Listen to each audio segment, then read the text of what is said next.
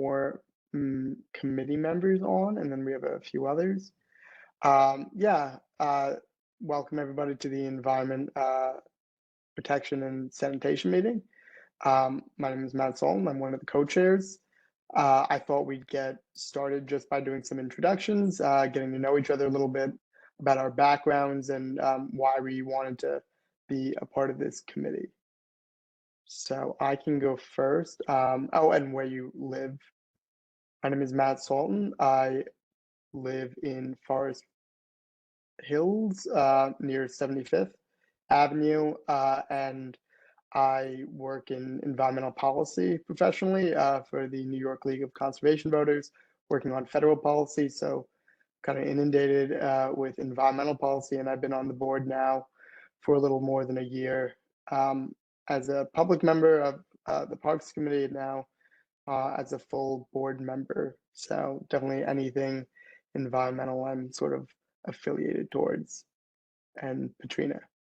Hi, everybody. My name is Patrina. Hi, TT. How are you? We're just doing intros, TT. I am co-chair along with Matt of the Environmental Protection Committee. I'm an occupational therapist by trade. I've always had a passion for the environment, sustainability, things of that nature. And more so over the past several years as it's becoming more apparent how important it is to our community, to the world. This is my second year on CB6. I think it's my second year. Time is going by quickly. So yeah, I'm really interested in any ideas anybody has on how we can improve our community and make an impact. Mark, did you want to go next? Yeah, I'll go next, sure. So my name is Mark Laster. I've been on the community board since 2016, and I'm third vice chair of CB6. And just like Patrina and Matt, I'm really here because I think this is, we're living in a climate emergency. This past summer was the hottest in recorded history. So we really need to do a lot of stuff to kind of solve the problem. And as somebody who is kind of getting up there in age, I feel responsible, and I feel like I want to hand off the world and kind of apologize to younger folks because we could have done a better job, but now I'm trying to make up for that. So I'm going to hand it off to Daniel. Oh, good evening, everyone. My name is Daniel. I'm a 2-year resident of Forest Hills. I live in Parker Towers. And so I was interested in joining the committees because I didn't really feel like, I am a civic-minded person, but I felt like the best really way to get more involved was through the community board. And I think I missed the window for the community, like a board position, but I thought that committees are all equally important. So a little bit more about me. I'm currently finishing my last few months of physician assistant studies at Toro. And I've started a group with some members of the community called Neighbors for a Safer Austin Street.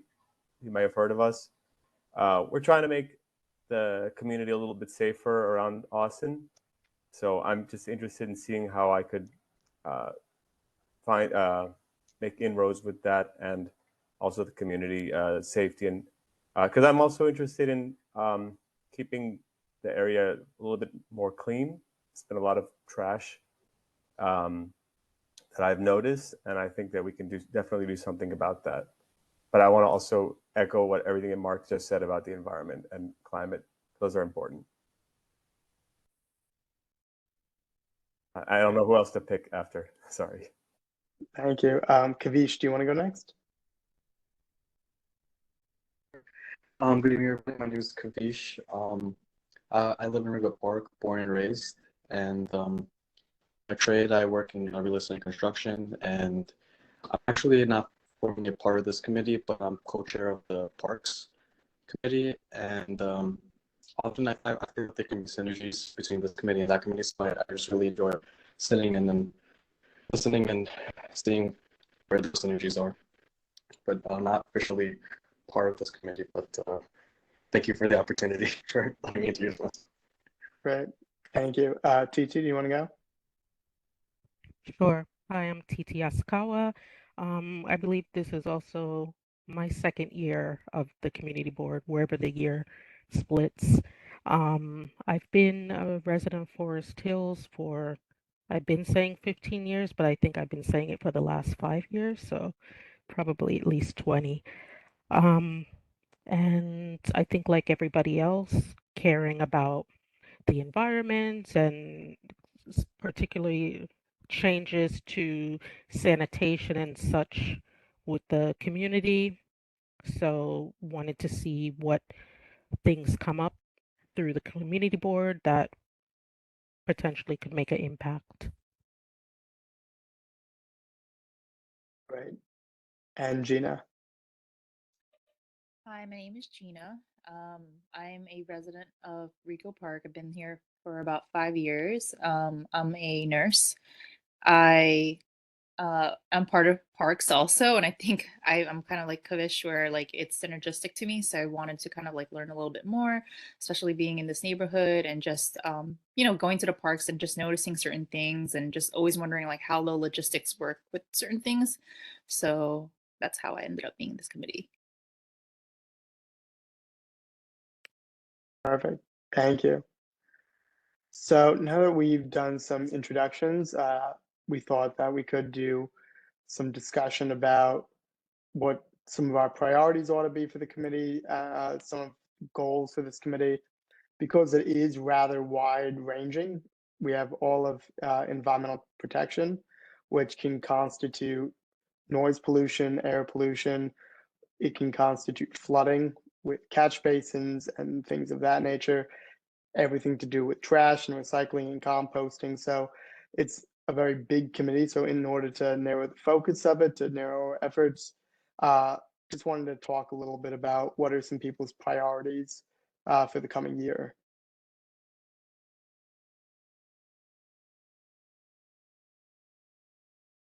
I can start.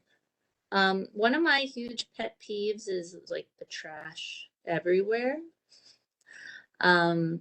So somehow either to deter littering, to prevent it, or to improve cleanup on sidewalks, streets. I go on Austin Street sometimes and it just makes me sad because the sidewalk, there's just litter everywhere. So that's one of my main goals, is to just improve the overall cleanliness of the community.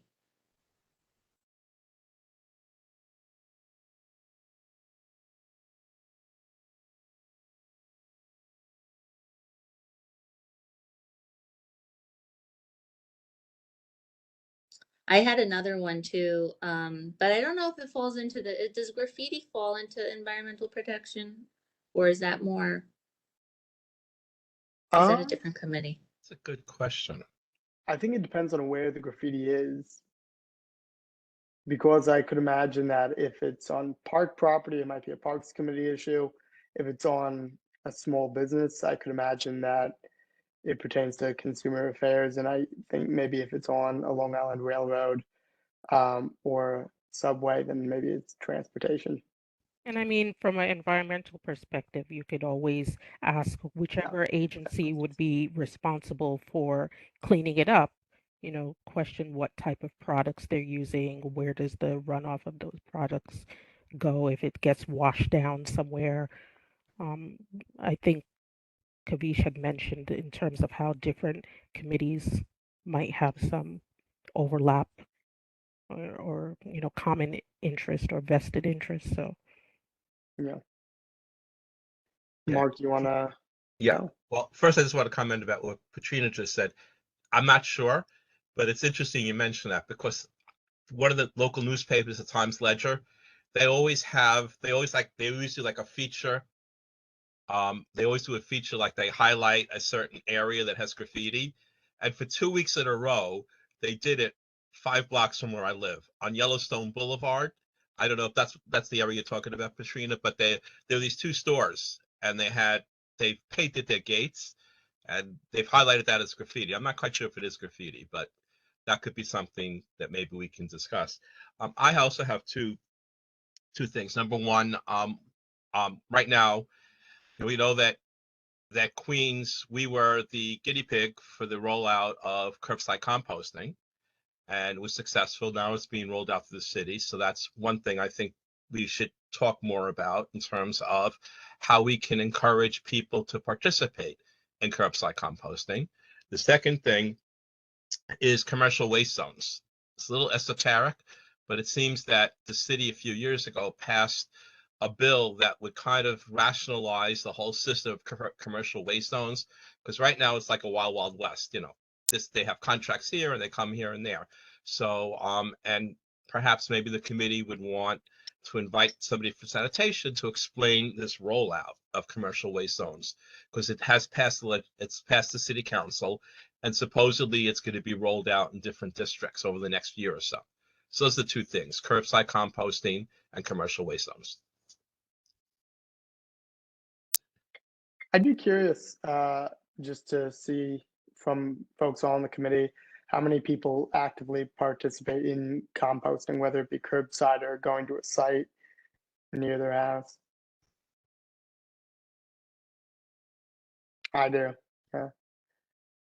Yeah, I do.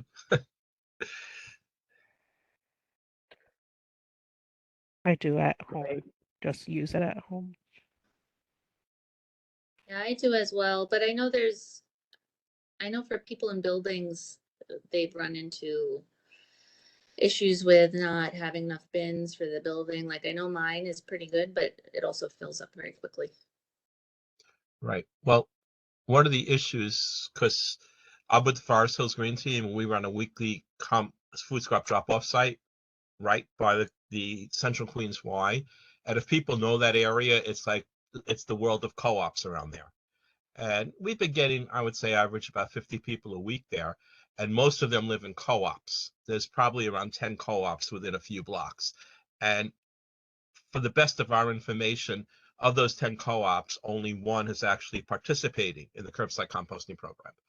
That's why people are coming to us, because their buildings, and whenever we ask them, they say, the manager doesn't want to do it. So I think this could be useful in terms of educating the community about the importance of curbside composting, maybe having some type of hearing and getting some of their feedback, and then trying to work with sanitation to educate people more about it.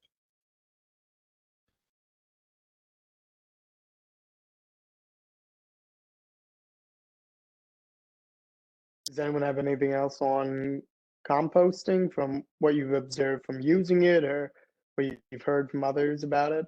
Anything? My understanding was that large apartment buildings would have this option as well, but Parker Towers, to my knowledge, doesn't have this. So I mentioned in the chat, I use the Sunday market. I leave everything in the freezer and I just unload on Sunday. So they most certainly actually received a bin. If any building has more than 10 units, they automatically received a bin. Whether or not they actually utilize it and put it out for people to use is another story. So my building, for example, we don't have one available to us, yet we definitely received a bin. Right. So I just learned this today. I thought October, curbside composting will be mandatory in Queens. I just learned today from speaking to somebody from the Big Reuse, who's kind of tasked by Department of Sanitation to educate the community. Right now, the only thing that's mandatory here in Queens is not food scraps, but yard waste. So it's now mandatory to separate your yard waste. However, food scraps are not going to become mandatory until all 5 boroughs are participating in the program, and that's not going to happen for at least a year. So I just learned that today. I thought curbside composting was going to be mandatory now in Queens, but it's not going to be mandatory. Only, again, yard waste, food scrap drop-off, will not be mandatory. It's still voluntary, and sanitation will pick it up if you leave it out, but it's still a voluntary program for another year. Yeah, and I think a lot of that came from that, not that many people in the city have yard waste, so it's a nice way to kind of do on a smaller scale and see how it goes and, learn the kinks of it. I was just going to ask because I also heard the same thing that I understood it as it was going to be mandatory, but I know there was also a lot of concern because a lot of organization has to go into it prior to making it mandatory. So my building is 20 floors. You can't make it mandatory and have one brown bin. To add to that, I think in the past we may have talked about possibly having the big reuse come to present. And also, I know QSWAB, which is the Queen Solid Waste Advisory Board, they talk a lot about composting, and I think they have also mentioned the potential of coming to speak to our community board as well to offer insight to this topic as well and other issues in regards to waste. Right. So we can, the committee can decide to invite them to come and speak at the committee, and then invite the whole community board to attend, because as you know, community board meetings have gotten pretty long. And it's probably better. Again, I know there's always debate. Is it better to present to a lot of people, where some of them may not be very interested, or to a smaller group, but are going to probably be more interested? So I know my personal preference has always been to kind of have the committee and then invite the community board to come, and the people who are interested can listen. So it's just something I know when I was co-chair of AG Social Services and Disability, we would have different programs. And people would come. We wouldn't get a lot of people coming, but the people who came, I think, were interested. We would tape it, and then we would post it up on our, on our Facebook page.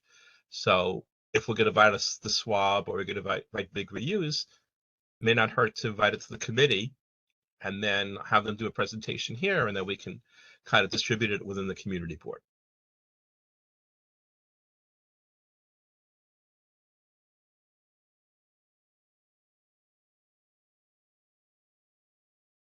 Did anyone else Okay. have any other goals for that they wanted to work on in this committee? Well, I think you mentioned before about noise pollution. I mean, what could we do as a body to address that? I'm just curious what has been discussed. I'm sure it's been discussed before, because that's something that's bothering me as a resident. That's what I want to get involved in.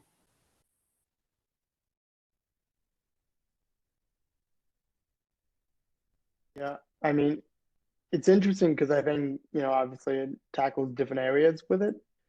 For example, at the past community board meeting, we heard a lot about noise pollution in regard to Long Island Railroad and the heightened frequency of the trains going because of the new trains going out to Grand Central Madison and the need for a sound wall there.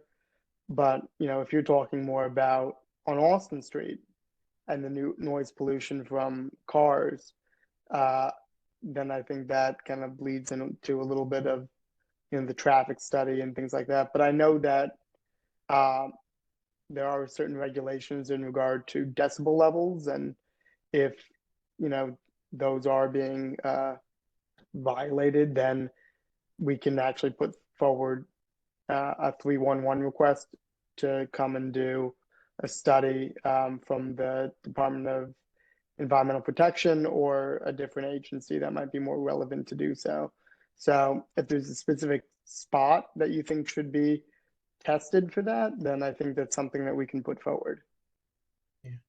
Well, Yeah, the it says committee the can, DEP and NYPD are the agencies in charge of enforcing the NYC noise code. Oh, gotcha. And I didn't know, apparently it's from there's a noise curfew under quiet laws. I don't know if that's even still in place, but if it is, says from 10 p.m. to 7 a.m. And I live close enough to Austin Street that I can hear tons of stuff and definitely way past and way within that time frame.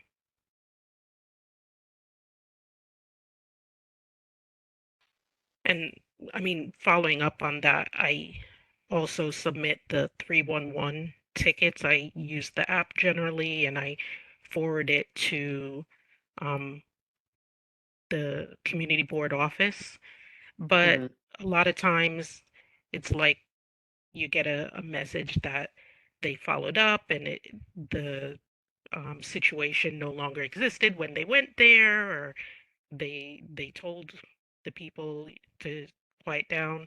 It would be interesting to see what sort of items are in whatever codes around noise and see if it's like, if it is for businesses, maybe sharing information with the forgot the exact name, but the committee that deals with the business and the liquor licenses and such. Yeah. The other thing is that I do know that some folks are very bothered by ambulances. The ambulances that are constantly making the noises, and I guess people question maybe if we can learn. Again, I don't know if it's in the purview of this committee, but we could learn a little bit more about the guidelines, like when ambulances are supposed to sound their sirens, when they're not supposed to sound their sirens, what the decibel level should be, and because I know Alexa Weitzman, when she was on the board, that was one of her big pet peeves.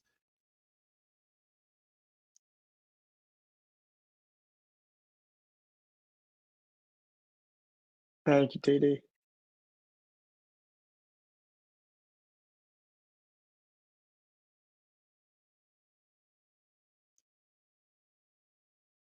So I have a couple more things. Is it okay if I mention them? Sure. So this is more of a state issue, but it's a really big pet peeve of mine. And that's the enforcement of the plastic bag ban. There's a ban on plastic on plastic bags, right? I think it went into effect a year and a half ago. And I know a lot of supermarkets that are not honoring that ban. So I don't know if there's anything we could do about it. I know I've heard that people, I think since it's a New York State law, it's enforceable by New York State, but it's not being enforced, because I know of a number of stores, actually places I shop, where I bring my canvas bag and they're giving out tons of the plastic bags. So so that's one thing. I think it falls in the purview of this committee, but it's more of a state issue. And two more local issues. Local Law 97, which mandates that buildings have to decrease their carbon footprint by a certain time, and there's been some debate about pushing back the time limit about when it has to be implemented. So it'd be good to educate us about that. And finally, renewable Rikers, which again I know is another controversial topic, but we know Rikers is supposed to be closing in a couple years. Rikers is supposed to be closing in a couple years, and there is legislation to start what's called renewable Rikers, and I think maybe the committee might want to invite somebody to come and speak about what the plans are for renewable Rikers. So that's another possible topic that we can discuss. Can I go back to your first topic, Mark, about the plastic bags ban? Yeah, please. Is that's across the board for all businesses? Because I run into it with like small restaurants when I get my deliveries. They use plastic bags all the time. I think they're allowed for that situation. I think they can't use the plastic bags if you're like shopping, like at a supermarket. Mhm. I think they're still allowed to use the small plastic bags in the restaurants. That's still okay. Okay. It's just that when you go shopping and you get your stuff, you can't be using plastic bags. They've been banned. What I noticed with the stores is they were using paper bags for a very short period of time, and then they all went and bought 1 million tote bags. So I feel like it's almost the same. It's the same issue because the tote bags are just plastic as well, and they're just like, I don't know. I have about 1,000 reusable tote bags because if you go to a store and you forget your tote bag, you're not getting paper, like you don't get paper bags, you get more tote bags. So I don't, that's just me ranting. But I feel like it's almost the same issue. Right. Like you don't throw it out as quickly as you do a plastic bag, but eventually that's going to go in the garbage. Right. The other thing that will be interesting to see, and it's rather recent and somewhat related to this, is the skip this stuff about not allowing disposable cutlery unless specifically requested. I mean, this is very new. It's, I think, only been in compliance for about maybe a month, 6 weeks or so. But unless you specifically ask for it, they're not supposed to give you plastic forks and knives when you get takeout. So something else to keep on your radar when you're getting takeout. So Matt, that's now in place, right? It wasn't. It's Yep. already been implemented. It's supposed to be. It's supposed to be, yeah. It's supposed to be, okay. I guess the same question is how is that enforced also? Is there someone, is that also a state law? No, that's city law. It's the city law. Yeah. Yep. So plastic bags is state, and then the plastic cutlery is city.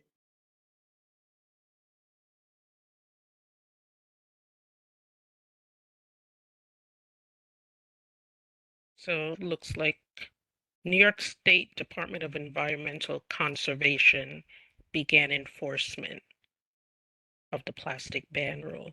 I don't know Right. where it is in New York City. No, because it's a state law, so it's enforceable by New York State. It's not enforceable by New York City. That's the problem. In other words, you could file a 311 complaint about it, but it doesn't go anywhere because the city's going to say not our responsibility. Call the state.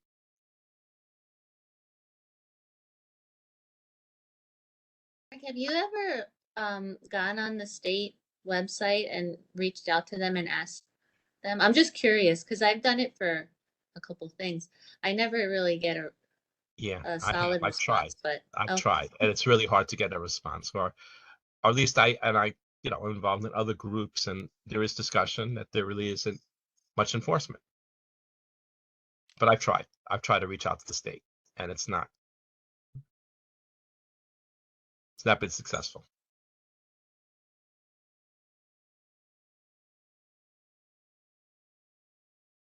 Well, I think it's something that we can all kind of keep an eye out for now that we're kind of aware of it. And next time we meet, kind of refresh and think about if we've seen it. And I think that's one of the main benefits of this committee is that we can sort of talk about these issues and then kind of keep thinking about them as we see things throughout the community and then bring it to the larger group so that we can get these kinds of things going in the community. Does anyone else have anything that they'd like to talk about or any things they want to get on our docket or anything else?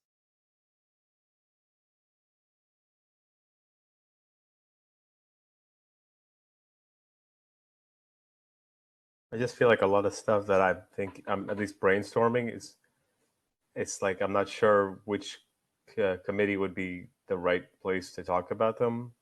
Like, it sounds like three people on, I mean, I'm a student, but three people, if I include myself, are involved in health, and environment deals with public health, and transportation is obviously a contributor to the environment. But I don't know if I should be bringing it up at that committee or this committee. So it's just, I'm not sure where I should be voicing. Yeah, I things mean, that you can go ahead and voice it here, and we'll forgive you if it's not entirely relevant. So committees can work together. Yep. one of the things, again, when I was co-chair of AG Social Service Disability, and I think I announced it last week in the meeting, that we had, we have this intergenerational panel, and it's a coalition of different groups.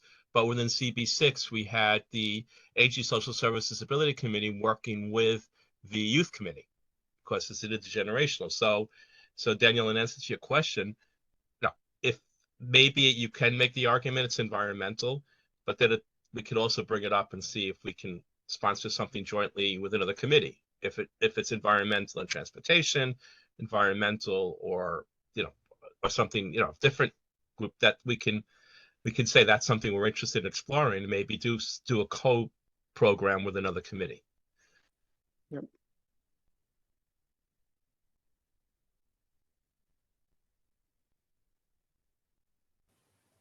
I guess I just wanted to mention one thing.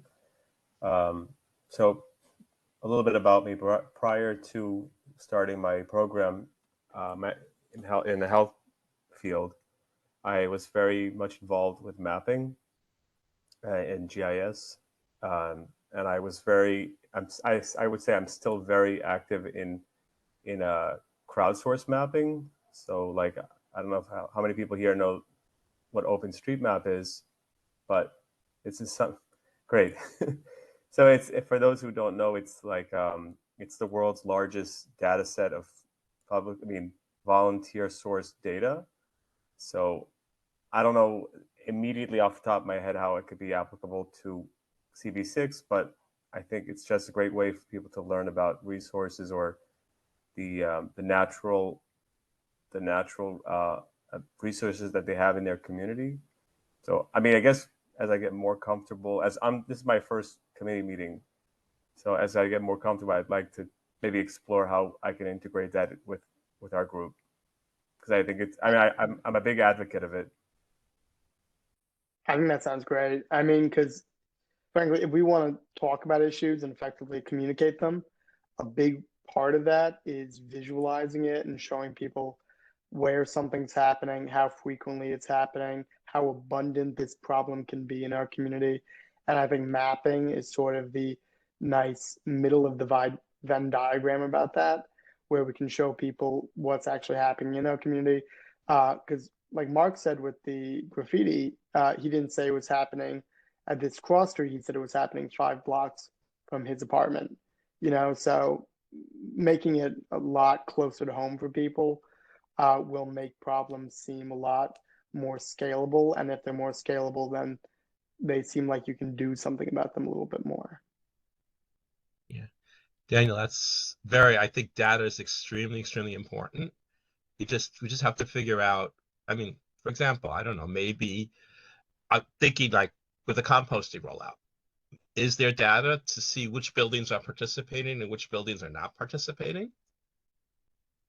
If we could identify that, that might be very useful in terms of then trying to, I don't know, work with, with other organizations and have them target the buildings that are not participating. I mean, it's just one thought off the top of my head. But within the things that we talked about, I'm sure I know the city has tons of data. And it's just a question of, I know personally, it's like, it's very, very hard for me I'm familiar with it, but I've tried to use it and it just boggles my mind. So it's a very valuable skill to have. And I don't know, maybe we can use it for this committee in terms of, and then if we use it for this committee, maybe other committees will then pick it up as well.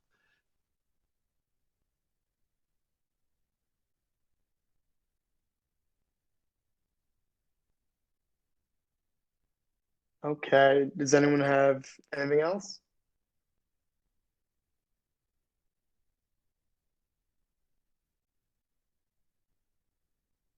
Okay. Katrina, do you think we might be good then to wrap up early if no one has anything else? So do we want to, can I ask, do we want to plan the next meeting? If you want to try to identify, if you want to invite somebody for the big reuse, you want to invite somebody from any one of the topic areas that we were talking about, maybe for the next meeting? Or is that too soon? So do we want to try to plan these by bi-monthly. When I say bi-monthly, I don't mean 2 times a month. I mean every other month.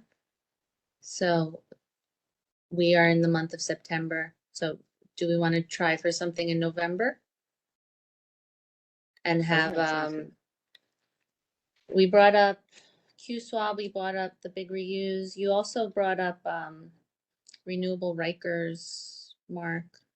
Yeah. So we could definitely, Right. we brought So up a number of things, so we could definitely try to right. organize a speaker. So what would, I guess the question, what would you want to do for November? Would you want to do renewable Rikers? Would you want to invite somebody from the swab to come? Does anybody have a preference or an interest?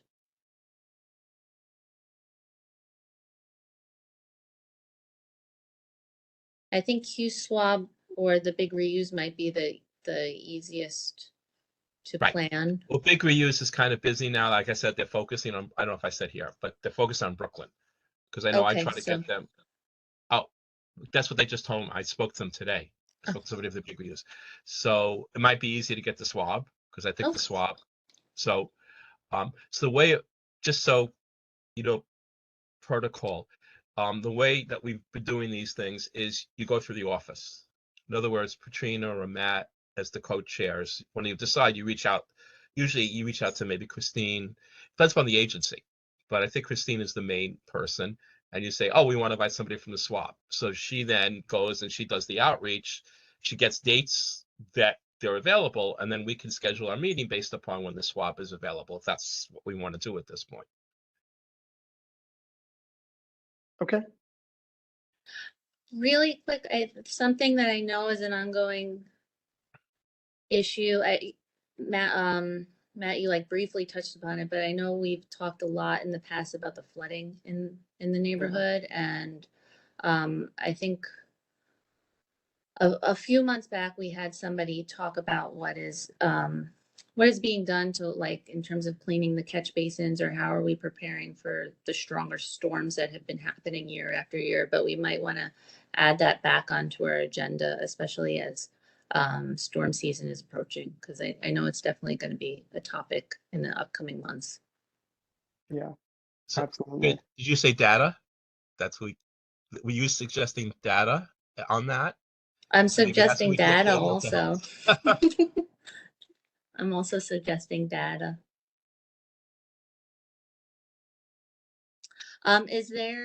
So is everybody okay for trying to plan for November for our next meeting? Unless Matt, did you want to try for something in October, or is No, November good? No. I think 2 months is fine. Too much. No, I think 2 months is fine.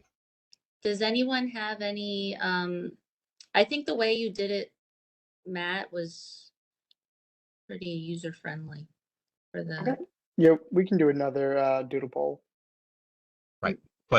But Matt, again, I would suggest whichever, if either you or Katrina reaching out, you have to get dates from the swap to see when they're available. And then based on when they're available, you can maybe do the poll. I think that would be the best approach for it. I'm gonna reach out to, I'll email Christine and Heather about, because I know Christine last time usually reached out to get the dates. Correct. Yeah. Correct. Yeah, you reach out to Christine, she'll get the dates for us, and then we can then do the poll to see what the best date is for the committee. Yeah. And the earlier you plan it, because I know we bumped up against a whole bunch of meetings to get this meeting in. The earlier you plan it, because thank God we have a lot of committees. So the earlier you plan it, the more likely it is you get your favorite date. I know some committees at the end of their committee meeting, they already pick a date for their next committee meeting. But I think for this instant, we need to get dates first. So. Yep. Right. Committees that meet regularly would say we're going to meet the second, like again with Social Service Disability, we met the second Monday of every month. But then again, we were meeting monthly, and we had we had a large agenda. So here, I think just to roll out, I think every other month, and I think it'd be great to have an interesting speaker come, and especially something, obviously, Curbside composting, I know personally, is close to my heart. So I would love to hear more from the swap. And the swap doesn't only do composting, right, Katrina? It does other things as well. So we can learn more about what the swap does and their functions and stuff. Yeah, their whole goal is to get to zero waste. And curbside composting is a huge part of it. And even like I learned that yard waste, even though it doesn't seem like it's a big portion of composting, it's like makes a huge difference that they're making the yard waste mandatory for composting. Right. And we know that the city council passed a series of, there were 5 bills, and they were called the zero waste bills. So I assume SWAB is involved in all 5 of those bills. So it'd be great for the SWAB to report out about what's happening with the implementation of those 5 bills. By the way, those 5 bills passed. The mayor never signed the bills, but he didn't veto them. So they went into effect. So it's kind of interesting. Okay, I think we have a plan. Sounds good. Okay. So Did you see that Danielle said he read DSNY as a volunteer program to maintain the storm drains? I just looked it up. It's DEP. It's the Harbor Protectors. So maybe you can ask Christine, maybe in a future meeting, we can have somebody come down to talk about that.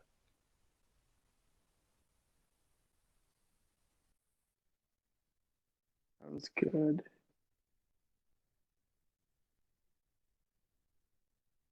Okay, adding it to the list.